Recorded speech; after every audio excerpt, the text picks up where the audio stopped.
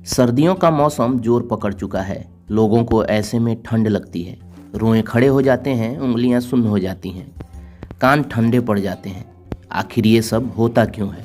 कभी सोचा है आपने कि हमें ठंड क्यों लगती है, या किसी को कम तो किसी को ज़्यादा ठंड क्यों लगती है?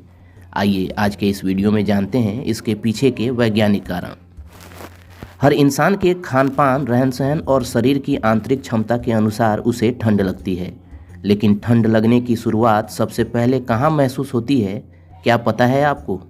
ठंड सबसे पहले त्वचा पर महसूस होती है। रोए खड़े हो जाते हैं। जब तापमान गिरता है तब शरीर के पहले सुरक्षा घेरे यानी त्वचा को यह महसूस होता है। त्वचा के ठीक नीचे मौजूद थर्मो रिसेप्टर नर्व्स दिमाग को तरंगों के रूप में संदेश भेजती हैं कि ठंड लग रही है। यह साधारण सी फीलिंग अलग अलग इंसानों के शरीर में अलग अलग स्तर और तीव्रता पर होती है। त्वचा को ठंड लगी तो पूरा शरीर कैसे संभलने लगता है, इसके पीछे कहानी ये है कि त्वचा से निकलने वाली तरंगे दिमाग के हाइपोथैलेमस में पहुंचती हैं।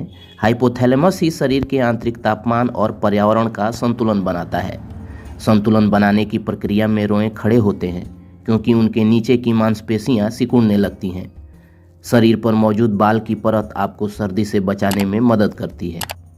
हाइपोथैलेमस शरीर के नर्वस सिस्टम यानी तंत्रिका तंत्र को यह बताता है कि शरीर के तापमान में गिरावट महसूस हो रही है।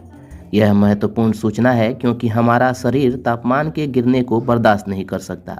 अगर ज़्यादा तापमान नीचे गिरा तो कई अंग काम करना बंद कर देंगे। मल्टी ऑर्गन फेल्योर होने की वजह से इंसान की मौत हो सकती है, यानी ज़्यादा ठंड जिसे हाइपोथर्मिया कहते हैं, उससे लोगों की मौत हो जाती है। इसलिए भले ही आपकी त्वचा पर सर्दी महसूस हो रही हो, लेकिन दिमाग शरीर के अंदर के तापमान को गिरने से रोकता है। दिमाग पूरे शरीर को चेतावनी देता है कि तापमान गिर रहा है, आपको तापमान संतुलित करना है।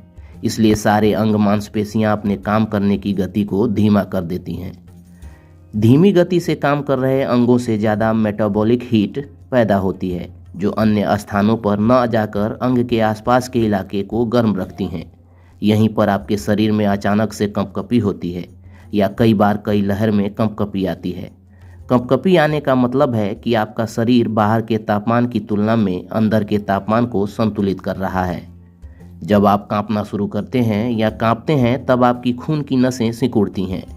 खून और उसकी गर्मी के बहाव को शरीर के अंगों में रोकती हैं, उन्हें ठंडी त्वचा तक जाने से रोकती हैं। इससे आप सुरक्षित रहते हैं। ऐसी स्थिति में आपके शरीर के अंग गर्म रहते हैं, लेकिन त्वचा हो सकती है ठंडी महसूस हो।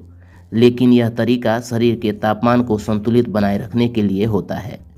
हैरानी की बात यह है कि जब हम बार बार ठंडे तापमान से जूझते हैं, हमारा शरीर तुरंत उसके हिसाब से संतुलन बनाने लगता है। एकदम विपरीत परिस्थितियों की बात अलग है।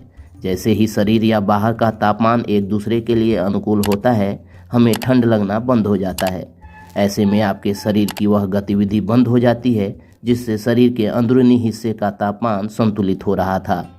ऐसे कई शोध पत्र हैं जो यह कहते हैं कि लिंग, उम्र और जीन्स पर भी यह निर्भर करता है कि इंसान को कितनी सर्दी लगेगी, क्योंकि जिस प्रकार लोगों के जूते का साइज एक दूसरे से अलग होता है, उसी तरह उनमें मौजूद तापमापी सेंसरों की संख्या भी अलग हो सकती है। साथ ही उनकी ठंड महसूस करने की क्षमता भी अलग होती है।